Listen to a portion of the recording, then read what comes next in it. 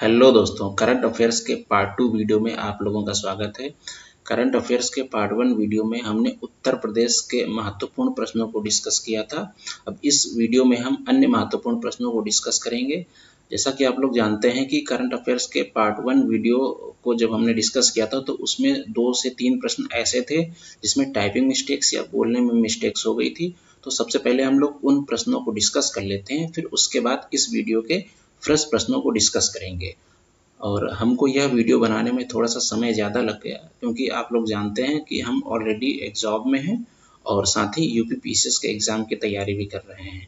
तो चलिए सबसे पहले हम उन प्रश्नों को डिस्कस कर लेते हैं। 2 से 3 प्रश्न ही वैसे हैं जिसमें मिस्टेक्स हो गई थी और उसके बाद में फिर हम लोग इस वीडियो के फ्रेश प्रश्नों को डिस्कस करेंगे। तो सबसे पहला प्रश्न है, हाल ही में कहाँ पर क्षेत्रीय सांस्कृतिक केंद्र स्थापित किया गया? तो क्षेत्रीय सांस्कृतिक केंद्र है उत्तर प्रदेश के प्रयागराज में स्थापित किया गया। ऑप्शन नंबर बी करेक्ट होगा। ठीक है, संस्कृति मंत्रालय ने देश में कुल 7 सांस्कृतिक केंद्र स्थापित किए गए जिसमें से एक उत्तर प्रदेश में है। तो अगले प्रश्न की तरफ आगे बढ़ते हैं। ठीक है, वन वर्ल्ड टीबी समिट 2023 का आयोजन कहाँ किया गया? तो वन वर्ल्ड टीबी समिट 2023 का आयोजन उत्तर प्रदेश के वाराणसी में किया गया। ऑप्शन नंबर ए करेक्ट होगा। अगले प्रश्न की तरफ बढ़ते हैं। ठीक है, यूपी बजट 2023-24 के अनुसार उत्तर प्रदेश का दूध उत्पादन में कौन सा स्थान है? तो उत्तर प्रदेश का दूध उत्पादन में पहला स्थान है। अगर देखा जाए यूपी बजट 2023-24 के अनुसार, जब हमने पिछले वीडियो में इस प्रश्न को डिस्कस किया था तो वहां पर कई लोगों ने कमेंट किया था कि राजस्थान पहले नंबर पर है। अगर ओवरऑल देखा जाए तो राजस्थान पहले नंबर पर है, लेकिन यूपी बजट जब प्रस्तुत किया गया था तो उसमें यह बताया गया है कि दूध उत्पादन में भी उत्तर प्रदेश का पहला स्थान है। तो आप लोगों के एग्जाम में अगर ये प्रश्न पूछा जाएगा कि दूध उत्पादन में उत्तर प्रदेश का पहला स्थान है यूपी बजट के अकॉर्डिंग आप लोगों को बताना है, तो आप लोग जो है उत्तर प्रदेश को ही पहले नंबर पर टिक करके आएंगे। अगर ओवरऑल पूछा जाएगा तो आप राजस्थान टिक करेंगे, लेकिन अगर यूपी बजट के अकॉर्डिंग आप लोगों को आंसर देना रहेगा तो आप लोग जो है पहले नंबर पर उत्तर प्रदेश को ही टिक करेंगे, क्योंकि वीडियो का एग्जाम है उसमें उत्तर प्रदेश बजट के अकॉर्डिंग ही आंसर करेक्ट माना जाएगा। तो यहाँ तक थे ऐसे प्रश्न जिसमें कुछ क्या बोलते हैं मिस्टेक्स था या डिस्प्यूट था। अब हम लोग अगले प्रश्न की तरफ आगे बढ़ते हैं और जिन लोगों को डाउट है वो लोग यूपी बजट एक बार सुन सकते हैं या देख सकते हैं। ठीक है, अगला प्रश्न है, उत्तर प्रदेश कैबिनेट ने उत्तर प्रदेश की पहली खेल नीति 2023 को कब मंजूरी दी? तो उत्तर प्रदेश कैबिनेट ने उत्तर प्रदेश की पहली खेल नीति को मार्च 2023 में मंजूरी दी। ऑप्शन नंबर सी करेक्ट होगा। अगले प्रश्न की तरफ बढ़ते हैं। ठीक है, प्रधानमंत्री मोदी जी ने बुंदेलखंड एक्सप्रेसवे का उद्घाटन किया। यह यूपी के किन जिलों को जोड़ता है? तो जिस भी योजनाएं या क्या बोलते हैं एक्सप्रेसवे के उद्घाटन में देश के प्रधानमंत्री का जिक्र होता है तो वह योजना या उद्घाटन अपने आप में बहुत महत्वपूर्ण हो जाता है एग्जामिनेशन की दृष्टि से। ठीक है, तो चूंकि बुंदेलखंड एक्सप्रेसवे का उद्घाटन प्रधानमंत्री श्री मोदी जी ने किया है तो इसलिए यह प्रश्न बहुत ही इंपॉर्टेंट है आप लोगों के लिए और इसका आंसर है ऑप्शन नंबर डी, चित्रकूट और इटावा। तो बुंदेलखंड एक्सप्रेसवे चित्रकूट और इटावा को जोड़ता है। ऑप्शन नंबर डी करेक्ट होगा। अगले प्रश्न की तरफ बढ़ते हैं। ठीक है, अप्रैल 2023 में यूपी के किस स्थान पर मेगा पशु प्रदर्शनी और कृषि मेले का आयोजन किया गया? तो मेगा पशु प्रदर्शनी और कृषि मेले का आयोजन उत्तर प्रदेश के मुजफ्फरनगर में किया गया। ऑप्शन नंबर सी करेक्ट है आपका। अगले प्रश्न की तरफ बढ़ते हैं। हाल ही में स्टैचू ऑफ डिग्निटी मर्यादा मूर्ति का अनावरण किया गया। तो स्टैचू ऑफ डिग्निटी या मर्यादा मूर्ति जो है भगवान श्री राम से संबंधित है, तो इसका अनावरण अयोध्या में किया गया। ऑप्शन नंबर सी करेक्ट होगा आपका। अगले प्रश्न की तरफ बढ़ते हैं। उत्तर प्रदेश का पहला अखिल भारतीय महिला विश्वविद्यालय, ठीक है, कहाँ पर बनाया जा रहा है? तो अखिल भारतीय महिला विश्वविद्यालय जो है उत्तर प्रदेश के गोरखपुर में बनाया जा रहा है। ऑप्शन नंबर डी करेक्ट है। अगले प्रश्न की तरफ बढ़ते हैं। हाल ही में चर्चा में रहा कालिंजर महोत्सव 2023 का आयोजन किया गया। तो कालिंजर महोत्सव 2023 का आयोजन उत्तर प्रदेश के बांदा में किया गया। ऑप्शन नंबर बी करेक्ट है। ठीक है, कालिंजर महोत्सव को राजकीय महोत्सव में शामिल कर लिया गया है। ठीक है, अगले प्रश्न की तरफ बढ़ते हैं। उत्तर प्रदेश दिवस किस तिथि को मनाया गया? तो उत्तर प्रदेश की स्थापना 24 जनवरी 1950 को हुई थी। तो उत्तर प्रदेश दिवस जो है 24 जनवरी को मनाया जाता है। ऑप्शन नंबर ए करेक्ट हुआ। ठीक है, हाल ही में उत्तर प्रदेश दिवस 2023 मनाया गया, उसकी थीम थी। तो उत्तर प्रदेश दिवस जो है 2023 मनाया गया, उसकी थीम थी निवेश और रोजगार। ठीक है। उत्तर प्रदेश का गठन 24 जनवरी 1950 को हुआ था। अगले प्रश्न की तरफ बढ़ते हैं। गृह मंत्रालय ने किस स्थान का नाम बदलकर चौरी चौरा करने को मंजूरी दी है? ठीक है। तो गृह मंत्रालय ने मुंडेरा बाजार, जो कि गोरखपुर में स्थित है, उसका नाम बदलकर चौरी चौरा करने की मंजूरी दी है। आप लोग कमेंट में ये बताइएगा कि चौरी चौरा की जो घटना हुई थी कब हुई थी। अगले प्रश्न की तरफ बढ़ते हैं।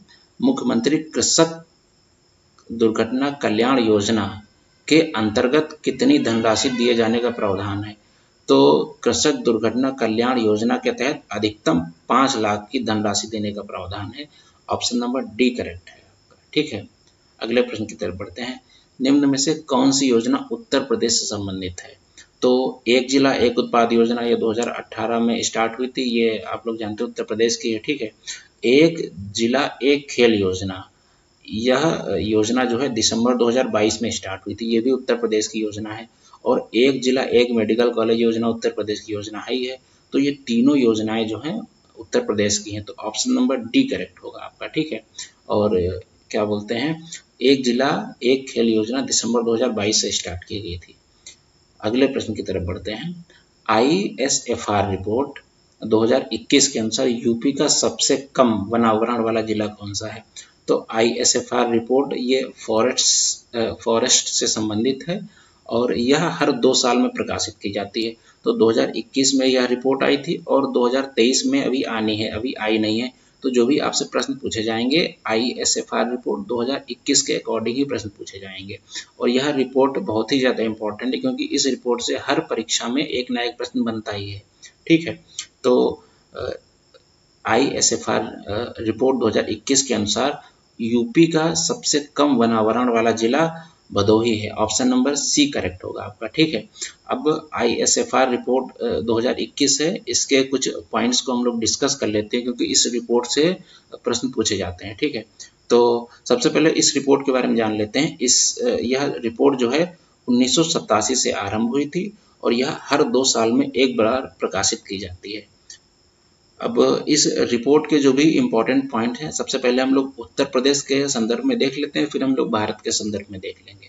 तो उत्तर प्रदेश के संदर्भ में देखते हैं तो यूपी में कुल वन और वृक्ष वो 9.23% है उत्तर प्रदेश के क्षेत्रफल का। और अगर वर्ग किलोमीटर में बात की जाए तो 22,238.89 वर्ग किलोमीटर है। तो उत्तर प्रदेश में कुल वन और वृक्ष उत्तर प्रदेश के कुल क्षेत्रफल का 9.23% है। ठीक है। और सबसे अधिक वन और वृक्ष क्षेत्रफल और प्रतिशत दोनों की दृष्टि से जिला कौन सा है? तो सोनभद्र है। मतलब सबसे अधिक वन और वृक्ष वाला जो जिला है वो सोनभद्र है और सबसे कम वन और वृक्ष वाला जो जिला है वो भदोही है। अब हम लोग ISFR रिपोर्ट 2021 को भारत के संदर्भ में देख लेते हैं। तो देश में कुल वन और वृक्षावरण देश के कुल क्षेत्रफल का 24.62% है। ठीक है। और अगर यह वर्ग किलोमीटर में देखा जाए तो 8,09,537 वर्ग किलोमीटर। तो पूरे देश में कुल वन और वृक्ष पूरे देश के कुल क्षेत्रफल का 24.62% है। ठीक है।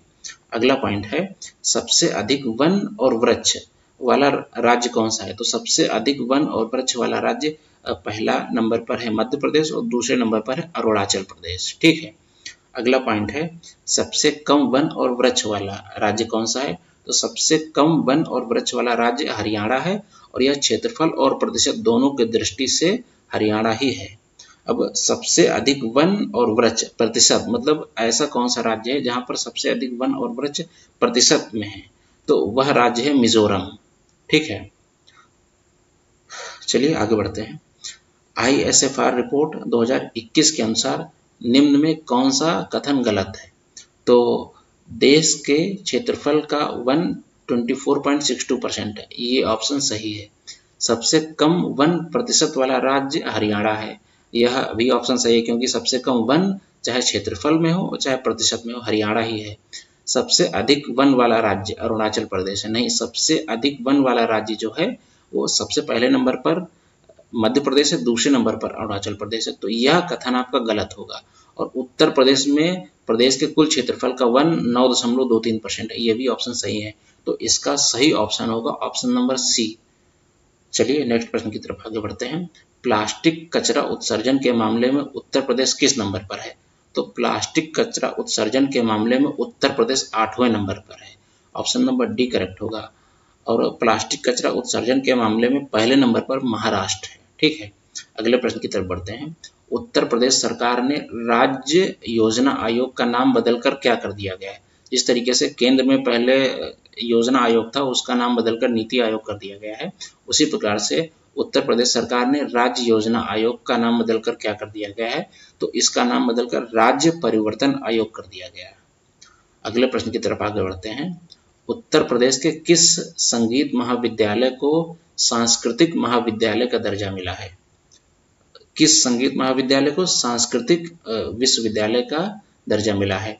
तो उत्तर प्रदेश के भारत खंडे संगीत महाविद्यालय जो कि लखनऊ में है, उसको सांस्कृतिक विश्वविद्यालय का दर्जा मिला है। अगले प्रश्न की तरफ बढ़ते हैं। पहला अमृत सरोवर उत्तर प्रदेश के किस जिले में बना? ये अभी बहुत ही ज़्यादा चर्चा में रहा था कि उत्तर प्रदेश के 75 जो जिले हैं, हर जिले में एक अमृत सरोवर बनाया जाएगा। तो पहला अमृत सरोवर बहुत ही ज़्यादा महत्वपूर्ण है और यह जो है उत्तर प्रदेश के रामपुर में बना, ऑप्शन नंबर ए करेक्ट है। अगले प्रश्न की तरफ बढ़ते हैं। ठीक है, चर्चा में रहा केन बेतवा लिंक परियोजना में केन और बेतवा दोनों किस नदी की सहायक नदियां हैं?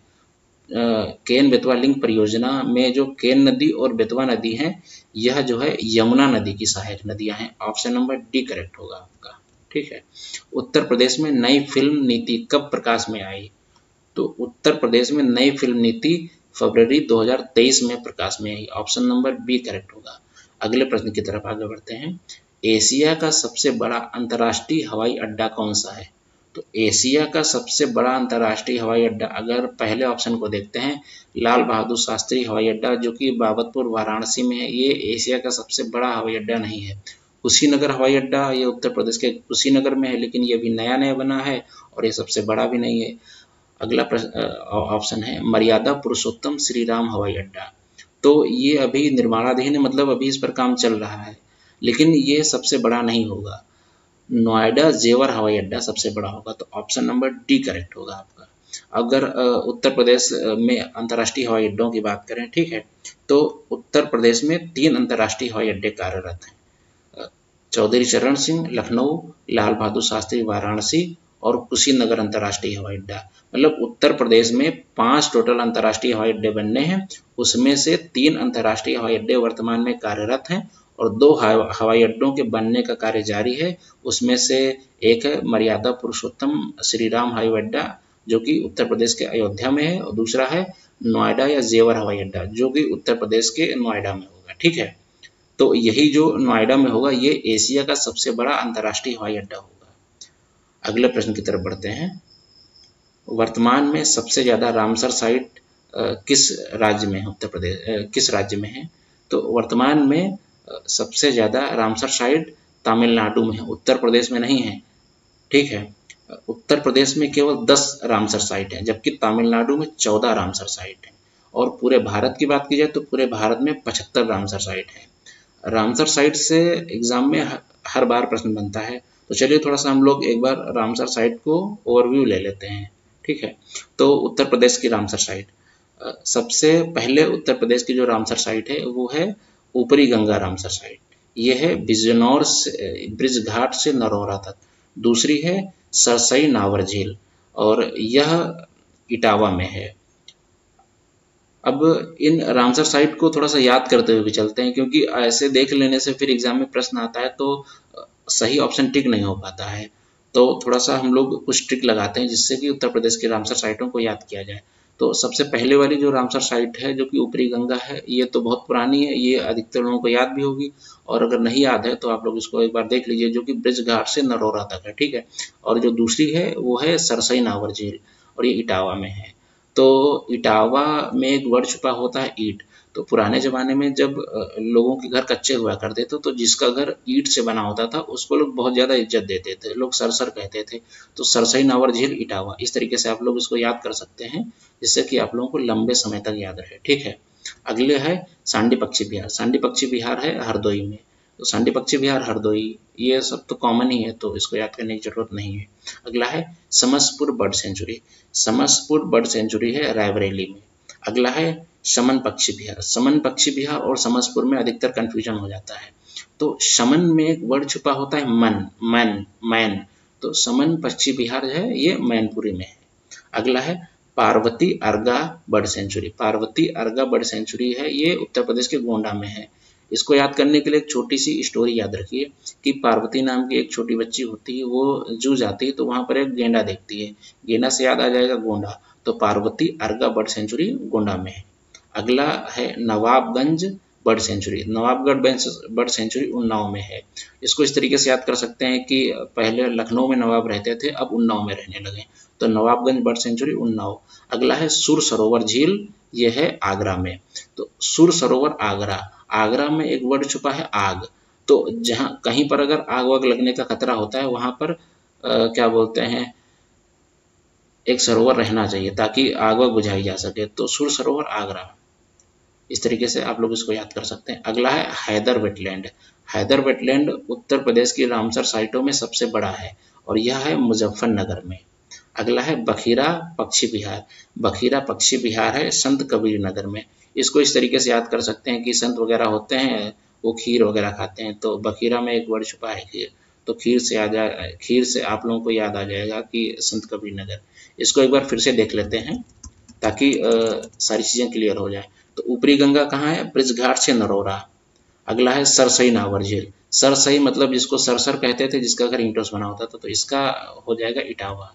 अगला है सांडी पक्षी विहार। सांडी पक्षी विहार है हरदोई। अगला है समसपुर। समसपुर है रायबरेली में। अगला है समन। समन में एक वर्ड छुपा है मैन, मैन से याद आ जाएगा मैनपुरी। अगला है पार्वती अर्गा। पार्वती नाम की बच्ची ने गेंडे को देखा था, तो गेंडे से आ जाएगा गोंडा। अगला है नवाबगंज बर्ड सेंचुरी। नवाब पहले लखनऊ में रहते थे, अब उन्नाव में रहने लगे हैं। ठीक है, अगला है सुर सरोवर। सुर सरोवर मतलब तालाब। तालाब कहाँ होगा, जहां पर आग लगेगी, आग से आ जाएगा आगरा। ठीक है, अगला है हैदर वेटलैंड, यह सबसे बड़ा है और यह है मुजफ्फरनगर में। अगला है बखीरा। बखीरा जो है खीर, खीर कौन खाता है, संत लोग खाते हैं। ठीक है, तो चलिए हम लोग इस पर एक प्रश्न को देख लेते हैं। निम्न में कौन सा सुमेलित नहीं है। ठीक है, तो सबसे पहले सरसई नावर। सरसर किसको कहते थे, जिसका घर ईंटों से बना होता था, तो पहला ऑप्शन करेक्ट है। हमको देखना है कौन सा सुमेलित नहीं है, मतलब कौन सा गलत है। अगला है समन। समन में वर्ड छुपा होता है मैन, मैन से आ जाएगा मैनपुरी, यह सही है। अगला है समसपुर। समसपुर रायबरेली में है। फिर अगला है बखीरा। बखीरा मतलब खीर, खीर कौन खाता था, संत लोग खाते थे, तो बखीरा संत कबीर नगर में होगा। और जो आगरा है या सुर सरोवर जो झील है, यह आगरा में है। तो ऑप्शन नंबर डी करेक्ट होगा इसका। नेक्स्ट प्रश्न की तरफ बढ़ते हैं। यूपी बजट 2023-24 के संदर्भ में कौन सा कथन सही है। तो सबसे ज्यादा व्यय पूंजीगत परिव्यय पर है, यह 21.7% है, तो यह सही है। ठीक है, सबसे ज्यादा पैसा आता है केंद्र के सहायता अनुदान से, यह है 14.9%, यह भी सही है। अगला है 2021-22 के दौरान जीएसडीपी में वृद्धि 16.68% रही, ये भी सही है क्योंकि 21-22 के दौरान जीएसडीपी में वृद्धि 16.68% ही रही है। राजकोषीय घाटा 84,833.16 करोड़ रहा, जो कि जीडीपी का 3.48% था, ये भी सही है। तो इसके चारों ऑप्शन सही हैं, ऑप्शन नंबर ई करेक्ट होगा आपका। अगले प्रश्न की तरफ बढ़ते हैं। ठीक है, यूपी बजट 2023-24 के संदर्भ में कौन सा कथन गलत है। पिछले प्रश्न में हमको सही छांटना था, इस प्रश्न में हमको गलत छांटना है। ठीक है, तो प्राथमिक क्षेत्र का योगदान 28.44% है, यह सही है। 2025 महाकुंभ के लिए 2500 करोड़ रुपए आवंटित किए गए, यह भी ऑप्शन सही है। 2021-22 के दौरान जीएसडीपी में वृद्धि 16.68% रही, ये भी हमने पहले देखा भी था, ये 16.68% ही रही है, यह भी ऑप्शन सही है। अगला है बजट का आकार 6.15 लाख करोड़ था, तो बजट का आकार 6.15 लाख करोड़ नहीं है, यह पिछले साल के बजट का आकार है।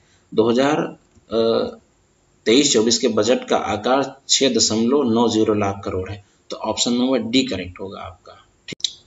अब हम लोग यूपी स्पेशल को देख लेते हैं, ठीक है।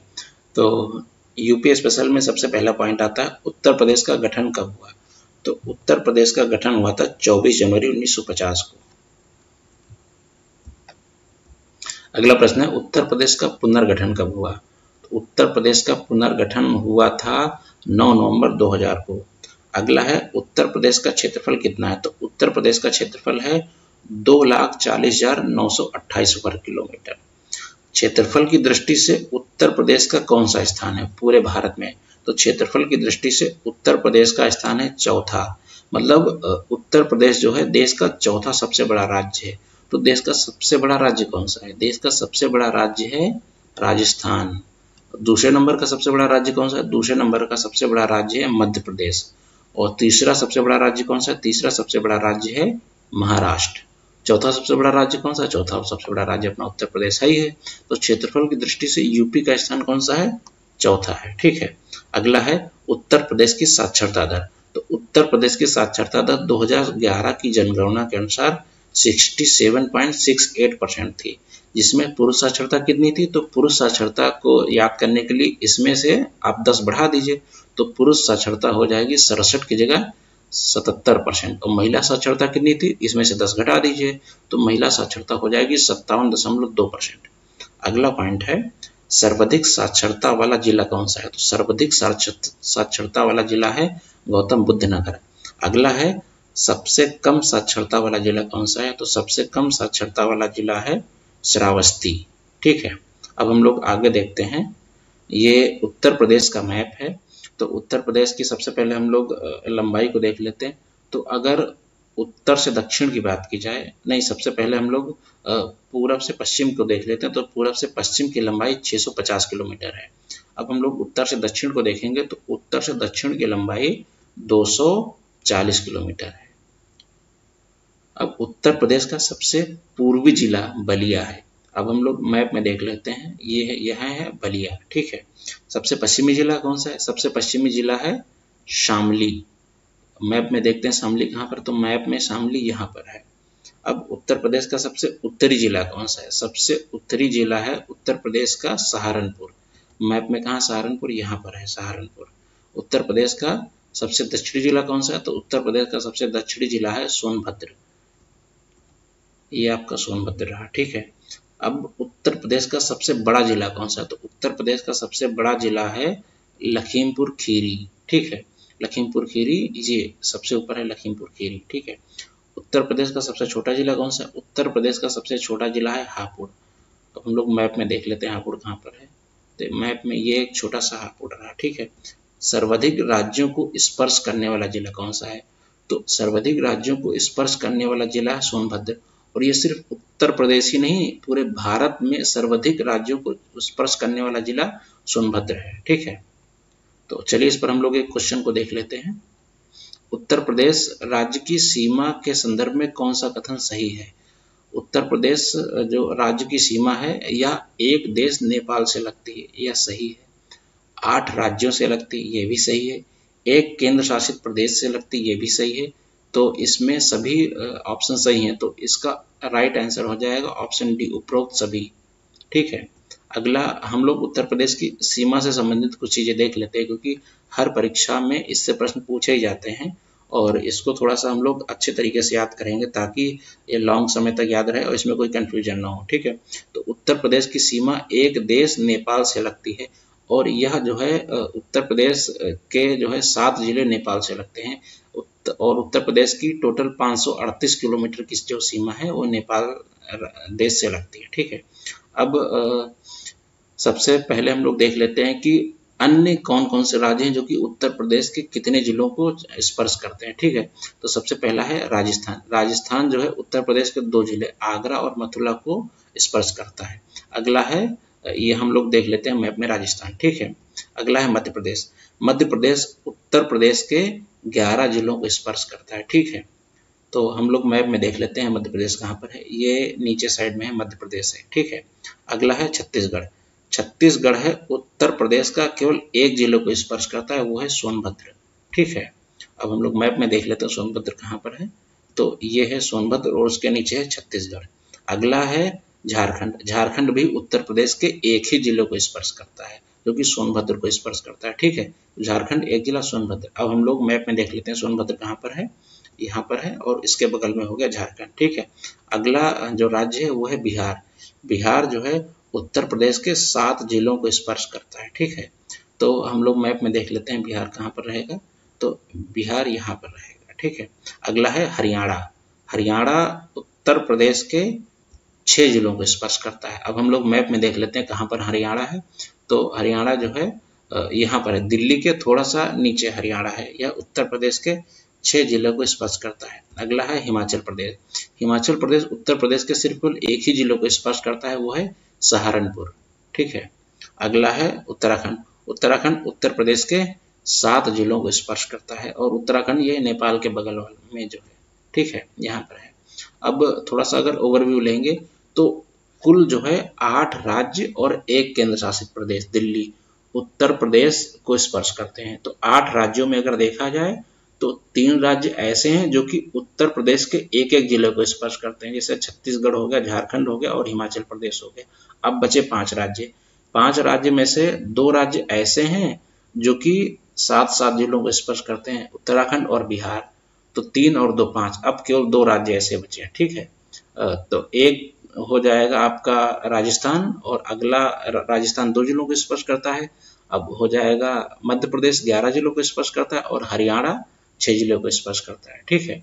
इस पर हम लोग एक प्रश्न को देख लेते हैं। उत्तर प्रदेश राज्य की सीमा के संदर्भ में कौन सा कथन गलत है।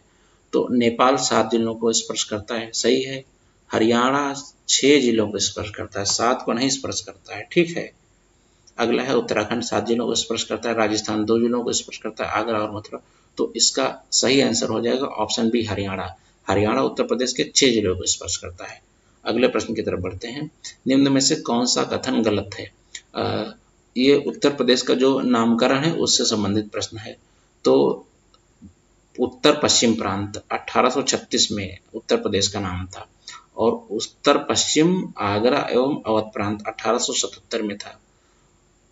संयुक्त प्रांत आगरा एवं 1902 में था और उत्तर प्रदेश 26 जनवरी 1950 को नहीं 24 जनवरी 1950 को जो है उत्तर प्रदेश का नामकरण पड़ा था, ठीक है। यहाँ पर बहुत कंफ्यूजन होता है, लोगों को याद नहीं हो पाता है।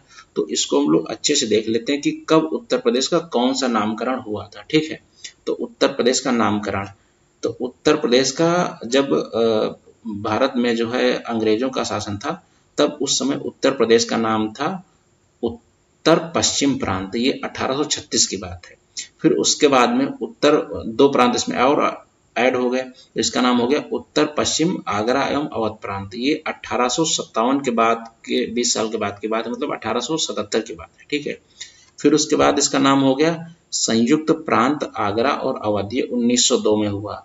अब उसके बाद में इसका नाम हो गया संयुक्त प्रांत, ठीक है। फिर उसके बाद में इसका नाम हो गया था उत्तर प्रदेश, जो कि 24 जनवरी 1950 को इसका नामकरण हुआ था उत्तर प्रदेश। तो इसको याद करना थोड़ा टफ हो जाता है। तो इसको याद करने के लिए सबसे पहले आप लोग ये समझ लीजिए कि अंग्रेजों के समय में उत्तर प्रदेश का नाम था उत्तर पश्चिम प्रांत, उसमें से 2 और ऐड हो गए, तो इसका नाम हो गया उत्तर पश्चिम आगरा और अवध, ठीक है। अब इसका नाम जब उत्तर पश्चिम आगरा और अवध हो ही गया है तो इसको जोड़ देते हैं, तो इसका नाम हो गया संयुक्त प्रांत आगरा और अवध। अब जब इसको संयुक्त प्रांत कह ही रहे हो तो इसमें आगरा और अवध लिखने की जरूरत नहीं, तो इसको खाली संयुक्त प्रांत कह दिया गया और फाइनली 24 जनवरी 1950 में इसका नाम उत्तर प्रदेश कर दिया गया, ठीक है। आप लोगों के लिए एक बहुत ही महत्वपूर्ण सूचना, अगला वीडियो हमारा कंप्यूटर स्पेशल पर आधारित होगा, जो कि उत्तर प्रदेश वीडियो एग्जाम में 4 से 5 प्रश्न कंप्यूटर के देखने को मिलेंगे। तो उसमें हम लोग कुछ थ्योरी को डिस्कस करेंगे और उसके बाद उन थ्योरी से संबंधित महत्वपूर्ण प्रश्नों को डिस्कस करेंगे। धन्यवाद।